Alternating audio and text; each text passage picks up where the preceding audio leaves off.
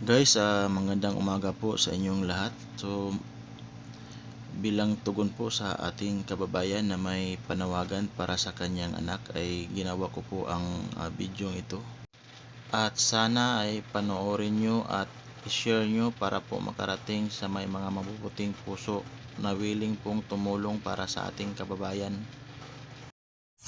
Magandang umaga po sa lahat. Ako po si Daryl Cañete at ginawa ko po tong video na to para po manawagan sa mga taong may mabubuting puso na sana po tulungan po kami. Sana din po makarating to kay Sir Rapi Tulfo na tungkol po to sa anak ko.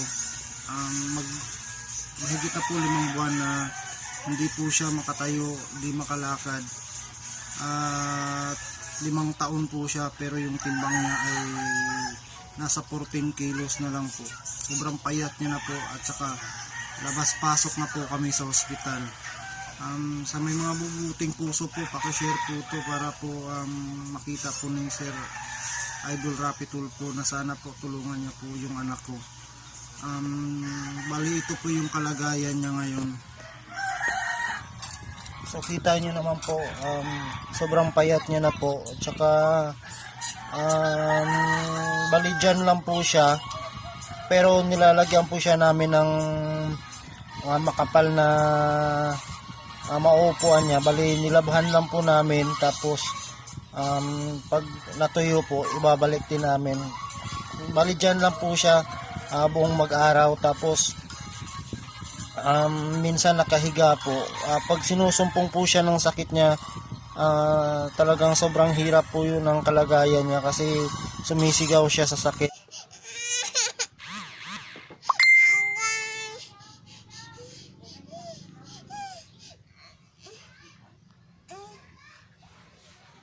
Makaawa siya na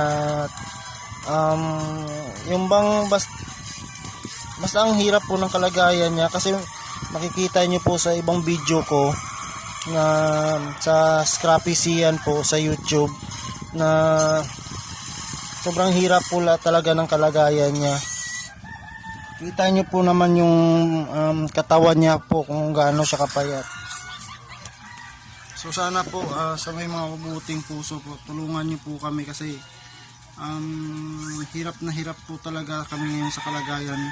Dinagdag pa po itong pandemic na nangyayari sa mundo. Tsaka sobrang laki na po talaga ng gastos namin. Walang wala na po talaga kaming